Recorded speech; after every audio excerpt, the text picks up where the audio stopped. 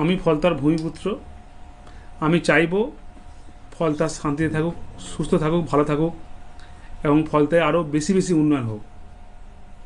তাই সোনার ফলতা হোক, এটাই আমার স্বপ্ন ছিল।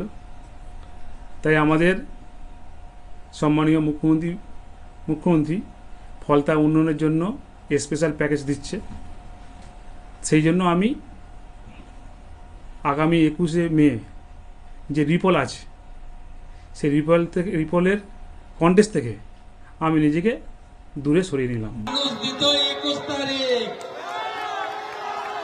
আপনি তো পোলিং এজেন্টই পেতেন না,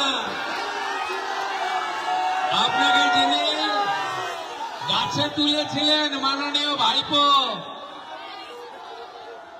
তোমার দেখা নাই রে, তোমার দেখা নাই রে, ভাইপো বাবুর দেখা নাই।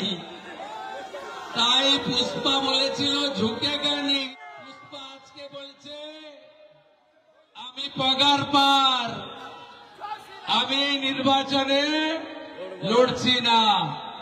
আপনাদের শুধু বলবো এটা তৃণমূলের কৌশল, যাতে আপনারা ভাবেন যে জিতে তো গেছি, আমি ভোটটা না দিলেও চলবে।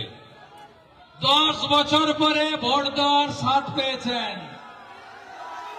100% ভোট চাই, 3 নম্বর বোতাম টেপা চাই, পদ্ম ফুলে ভোট চাই।